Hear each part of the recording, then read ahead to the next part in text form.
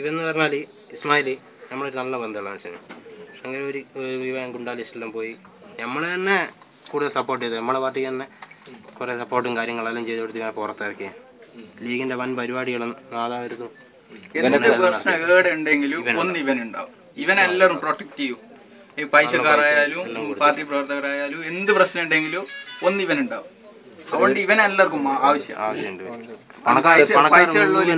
ഇത് ലീഗിന്റെ സജീവ പ്രവർത്തകനാണെന്ന് കാണിക്കുന്ന ഇവരെ ലീഗിന്റെ ഒരു ഫ്രണ്ട് ലൈനാണിത്. ഒരു സമ്മേളനത്തിന്റെ അതുപോലെ അറബി വേഷം പോലെ കെട്ടിയത് ആളാണ്, പ്രതിയാണ് സംഭവം.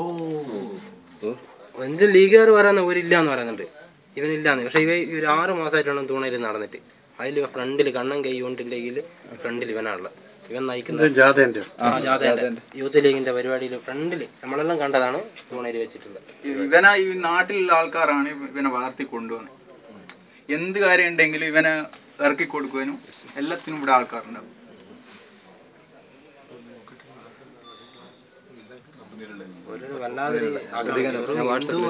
ഒരു വർഗീയം തന്നെ ആക്കി കളഞ്ഞ്. ഒരു 10 മിനിറ്റ് മാത്രമേ ഈ സംഭവം നടന്നിട്ടുള്ളൂ.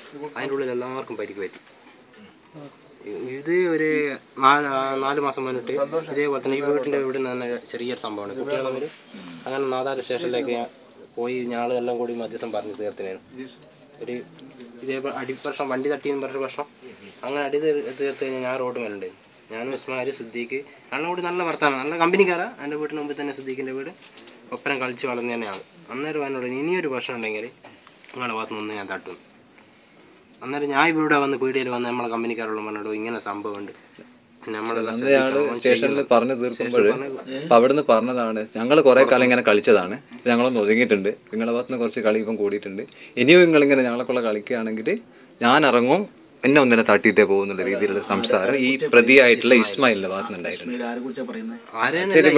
ഇവിടെ പ്രശ്നം ഉണ്ടാക്കുന്ന ആ ഭാഗത്തുള്ള കുട്ടികളെ കുറിച്ചാണ് പറയുന്നത്. അല്ല, അവര് വെച്ചാല് അവര് ലീഗ് CPM അവർ തമ്മിൽ അധികം സംഘർഷങ്ങൾ ഉണ്ടാവില്ല. നമ്മൾ അങ്ങനെ അതിന്റെ അകത്ത് ഇടപെടലില്ല. ഇതൊരു അത്തരം രീതിയിലേക്ക് പോയിട്ടില്ല. ഒരു ബൈക്കുമായിട്ട് ബന്ധപ്പെട്ടുള്ള ബൈക്ക് പൊടിമാറ്റി പറഞ്ഞാണ് ഇവർ തുടങ്ങിയത്. ഉള്ളിലുള്ള മുൻ വൈരാഗ്യം അതിനിവര് അതൊരു കാരണമാക്കിയിട്ട് അവർ പ്രയോജനപ്പെടുത്തിയോണ്ടാണ് ഇങ്ങനെ സംഭവിച്ചത്. സംഭവസ്ഥലത്ത് ഞാനില്ല ഈ പ്രശ്നം. പക്ഷെ കുറച്ച് വർഷത്തിന് ശേഷം നമ്മൾ പോയിട്ട് പെട്ടെന്ന് രണ്ട് ബൈക്കാക്കുന്നത് സംഭവം. ലീഗാറൊന്നും ചെയ്യൂല എന്നുള്ള നമുക്കൊരു വിശ്വാസം ഉണ്ടായിരുന്നു. പക്ഷെ അതും ഇവിടെ തകർത്തു പോയി. അതോടൊപ്പം വളരെ ദുഃഖകരമെന്ന് നമ്മുടെ ഒരു പാർട്ടി നിലപാട് എന്തെന്നാ ഈ പ്രശ്നത്തില്. ഇപ്പൊ CPM ലീഗ് ആണെങ്കിൽ ഓക്കെ, നമ്മൾ അതിന്റെ അത്ര ഇടപെടേണ്ട ആവശ്യമില്ല.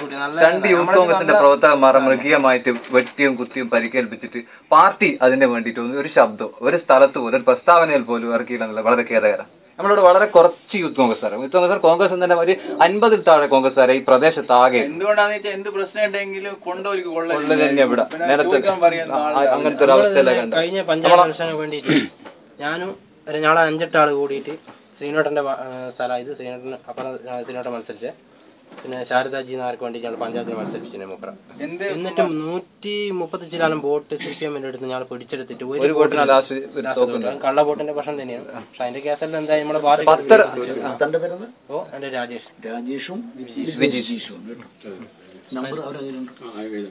ശാരദാജിന്റെ ഡ്രൈവർ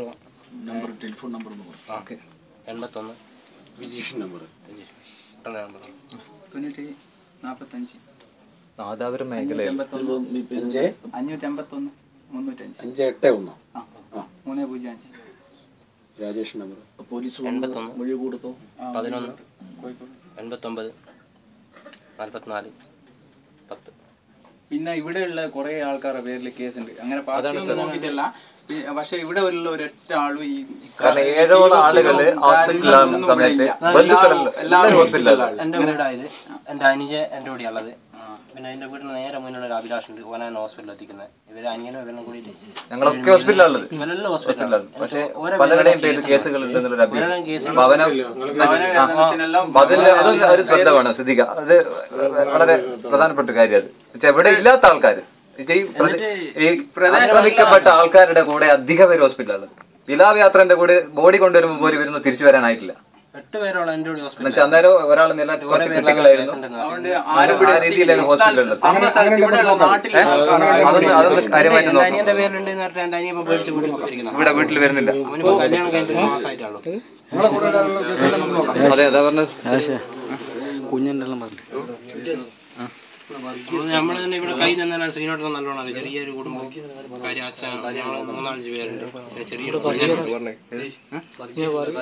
നല്ല പണി തന്നെ അത്യാവശ്യം കാര്യത്തിൽ ഇപ്പം നിലവിൽ ഒരു വലിയ വർഗീയ ഞാൻ അസൽ പണിയും ചാർജ് ഡ്രൈവറോ രണ്ടും കൂടിയാണ്. അപ്പൊ സാറേ ഇവർക്ക് ഒരു കുറച്ച് ദിവസം ജോലിക്കൊന്നും പോകാൻ അവർ ഇവരെടുത്തിട്ടാണ് വീട്ടിൽ കഴിയുന്നത്. അപ്പൊ എന്തെങ്കിലും സാമ്പത്തിക നാദാപുരം മേഖലയിൽ പ്രശ്നങ്ങൾ ഉണ്ടാകുമ്പോൾ അത് CPM ലീഗും അവസാന ഘട്ടത്തിൽ ഒരു ടേബിളിന്റെ മുന്നിൽ ഇരുന്ന് ചർച്ച ചെയ്തിട്ട് കേസുകളൊക്കെ പിൻവലിക്കുന്ന ഒരു അവസ്ഥ ഉണ്ടായിരുന്നു. പക്ഷെ ഇവിടെ നമ്മളെ 2 പ്രവർത്തകന്മാരും കൂടി ഇതിനകത്ത് ഇൻവോൾവ് ആയിട്ടുണ്ട്. അതുകൊണ്ട് ശക്തമായ അന്വേഷണം ഇങ്ങനെ 100% ശക്തമായ ഒരു അന്വേഷണം ഇതിന്റെ ഭാഗത്തുണ്ടാണ്.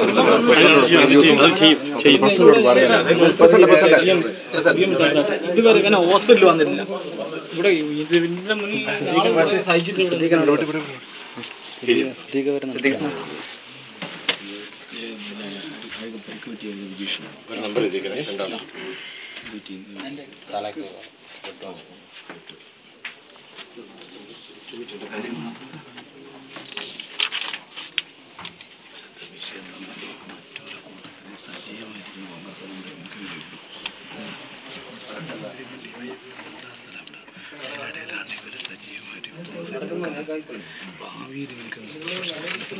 പിന്നെ ഒരു കാര്യം ചെയ്യണം.